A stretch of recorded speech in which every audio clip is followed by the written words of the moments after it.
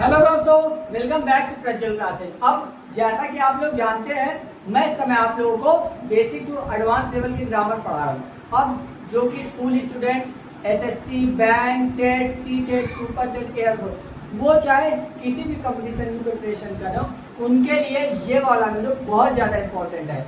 और हाँ, इससे पहले मैंने आप लोग को जो आप लोग की फर्स्ट पार्ट्स ऑफ स्पीच थी, उसके बारे में मैंने आप लोग को पूरा कंप्लीट पढ़ा दिया। सो जिन बच्चों ने इससे पहले का वीडियो नहीं देखा है, वो लोग मेरे चैनल पर जाएं और वीडियो को कंप्लीट देखें कि उनका जो आने वाला एग्जाम है उसमें भी बिल्कुल उनका नंबर कम ना होने पाए। अब आइए हम लोग जो प्रोनाउन का अगला टाइप्स है उसके बारे में पढ़ते हैं। आइए समझते हैं हम लोग। अब जैसे कि आप लोग जानते हैं, ऊपर मैंने क्या लिखा हुआ है, इम्फेटिक प्रोनाउन। अब मैंने आप लोगों को कल इम्फेटिक प्रोनाउन के बारे में सारी चीजें बता दी थी। इसको हम लोग हिंदी में बोलते हैं दृढ़ता सूचक सर्वनाम। अब आइए समझते हैं हम लोग इसका जो अगला रूल है। अभी तक मैंने आप लोगों को इम्फेटिक प्रोनाउन का जो एक तरीके से भाई फर्स्ट रूल था उसके बारे में मैंने सारी चीजें आपको बता दी थी। अब जो आप लोगों का अगला रूल है उसके बारे में हम लोग पढ़ते हैं। अब इसमें क्या लिखा हुआ है, remove the emphatic pronoun, the sentence should still make sense. इसका कहने का मतलब क्या है? इसका कहने का मतलब ये है, जो आप लोगों का इम्फेटिक प्रोनाउन का अगला रूल है, अगला रूल आपसे कहता है कि अगर किसी भी सेंटेंस में इम्फेटिक प्रोनाउन आता है, अगर आप उस सेंटेंस है इम्फेटिक प्रोनाउन को हटा देते हैं तो उसका जो मीनिंग रहता है अब वो क्या हो जाता है, बदल जाता है। अब आइए हम लोग समझते हैं। अब इसमें जैसे कि मैंने क्या लिखा हुआ है एग्जाम्पल में, the king himself visited the village.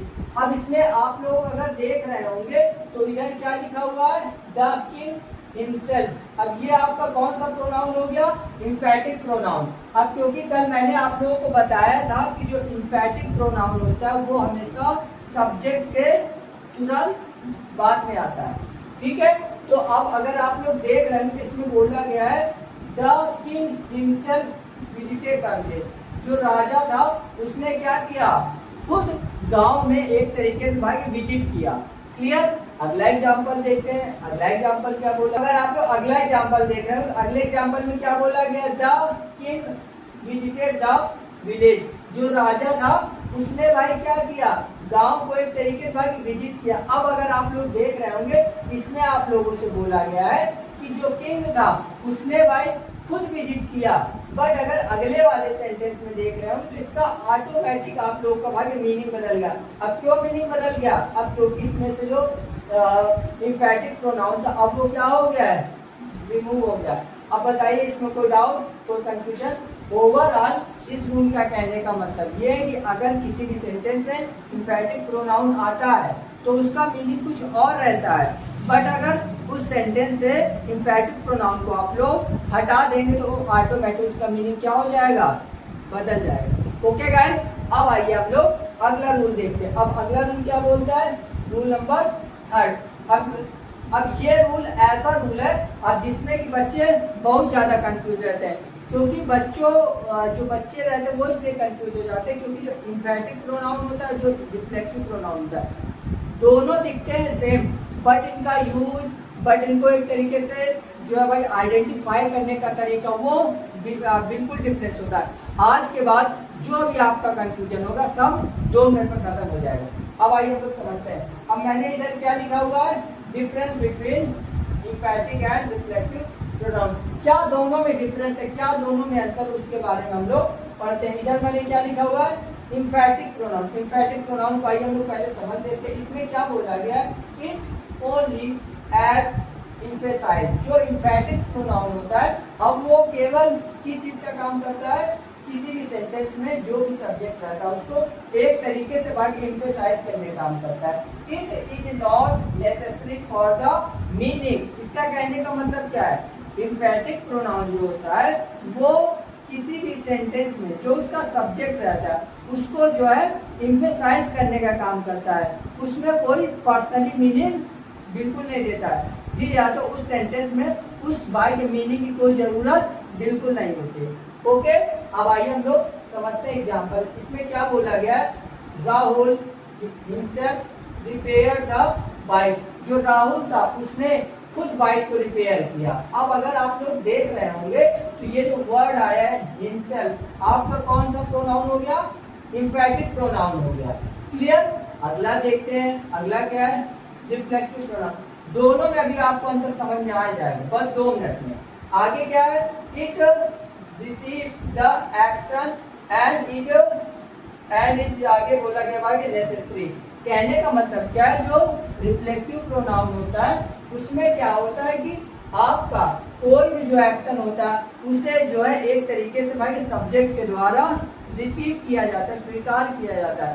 कहने का मतलब ये है जो रिफ्लेक्सिव प्रोनाउन होता है वो हमेशा कोई भी कार्य करता है अगर किसी भी सेंटेंस में उसका प्रभाव उसके ऊपर खुद पड़ जाता है, उल्टा उसी के ऊपर भाई रिसीव हो जाता है। अब आइए हम लोग समझते हैं एग्जाम्पल, तो अभी आपको क्लियर हो जाएगा। आगे जैसे कि बोला गया है राहुल हर्ट हिमसेल्फ। जो राहुल था उसने क्या किया? खुद को हर्ट किया। जो राहुल था उसने खुद को हर्ट किया। अब अगर आप लोग देख रहे होंगे इसकी जो एक तरीके से भाई डेफिनेशन बताया गया कि इसमें कोई भी एक्शन किया जाता है तो वो खुद भाई रिसीव हो जाता है। तो इसमें ऐसा ही तो हुआ है, राहुल हर्ट हिमसेल्फ। जो राहुल था उसने क्या किया? खुद को हर्ट किया। तो अब ये यहाँ पे जो आया है हिमसेल्फ, अब ये आपका कौन सा प्रोनाउन हो गया? Reflexive pronoun.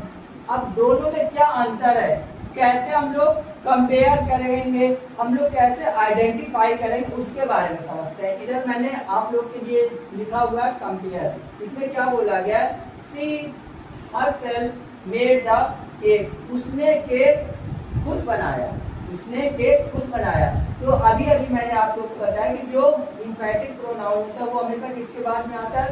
सब्जेक्ट के बाद। तो जो ऊपर वाले सेंटेंस के लिए आपका प्रयोग हुआ है अक्सर। अब ये क्या हो गया? इंफैटिक प्रोनाउन हो गया। आपका ये भाई कौन सा प्रोनाउन हो गया? इंफैटिक प्रोनाउन। क्लियर? आगे देखते हैं, आगे क्या है? सी made the cake for herself. इसमें क्या बोला गया है? उसने केक खुद के लिए बनाया, उसने केक खुद के लिए बनाया। तो अब ये यहाँ पे जो हरसेल्फ आया है वो आपका कौन सा प्रोनाउन हो गया? Reflexive pronoun. अब आया समझ में आप लोग को? अब बताइए इसमें कोई डाउट, कोई कंफ्यूजन? ठीक, मैं एक बार आप लोग को फिर से बता दे रहा हूँ कि आप लोग को किसी भी प्रकार का कोई भी कंफ्यूजन बिल्कुल नहीं होना चाहिए। जो इंफैटिक प्रोनाउन होता है वो हमेशा सब्जेक्ट के तुरंत बाद आता है, बट जो आप लोगों का रिफ्लेक्सिव प्रोनाउन होता है वो सेंटेंस के आखिर में भी आ सकता है और सेंटेंस के बीच में भी आ सकता है। और उस सेंटेंस में सब्जेक्ट के द्वारा अगर कोई भी एक्शन किया जाएगा तो वो एक्शन उसी के ऊपर उल्टा प्रभाव कर देगा, मतलब उसी के ऊपर उल्टा उसको एक तरीके से भाई रिसीव करना पड़ेगा। ओके गाइस, अब मैं एक साइड हो जा रहा हूँ, आप लोग स्क्रीनशॉट ले लीजिए।